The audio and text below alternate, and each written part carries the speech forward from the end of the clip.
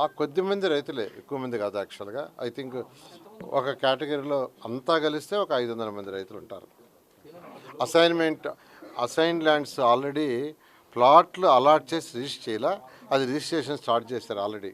So ఎవరికైతే assign lands allot చేసి గతంలోనే 14-19లోనే రిజిస్ట్రేషన్ జరగలేదో దానికి ఇచ్చేయమన్నారు.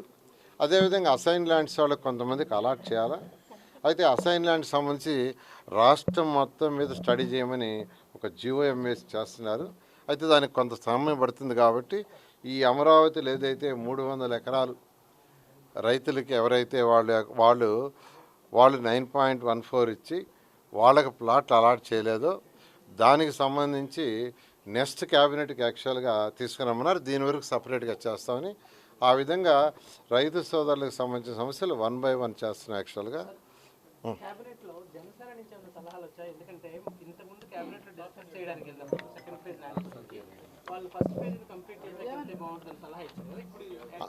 వాళ్ళు చెప్పింది ఏంటంటే రైతు సోదరులు కొందరు వస్తున్నారు, సమస్యలు ఉన్నాయన్నారు, ఆ సమస్యలు సాల్వ్ చేసి ముందుకు పోమన్నారు. అందుకని ఏదైతే పర్టికులర్ అసైన్ ల్యాండ్స్లో 2014-19లో అలాట్ చేస్తే ఇది వాళ్ళకి అవి రిజిస్ట్రేషన్ ఆపింది, దాని రిజిస్ట్రేషన్ కొనసాగిచ్చేస్తున్నాం, వాళ్ళ సమస్య తీరిపోయింది.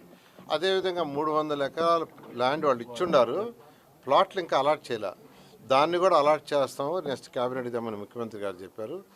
అదేవిధంగా రిజిస్ట్రేషన్ పెండింగ్ ఎవరైతే చేసుకోలేదో వాళ్ళందరికీ కూడా CRDA నుంచి ఇప్పుడు 3 సార్లు ఫోన్ చేసాం, రండి రిజిస్ట్రేషన్ చేసుకోమని. రోజు రిజిస్ట్రేషన్ జరుగుతున్నాయి. మొన్నటి వరకు 90 జరుగుతున్నాయి, ఇప్పుడు తగ్గిపోయినాయి, అయిపోయాక తగ్గిపోతూ వస్తాయి, ఇప్పుడు 20-30 జరుగుతున్నాయి. ఆ విధంగా వాళ్ళ సమస్యలన్నీ 1 by 1 సాల్వ్ చేస్తున్నాం కాబట్టి ల్యాండ్ పూలింగ్ మమ్మల్ని వారు కూడా చెప్పడం జరిగింది, దాని మీద వాడు తీసుకున్నారు.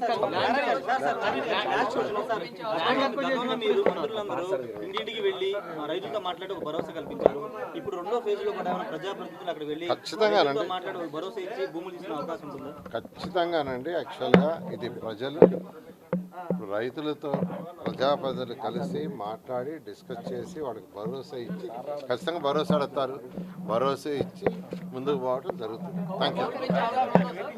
సేమ్ అదే కాదు, సేమ్ కాదు.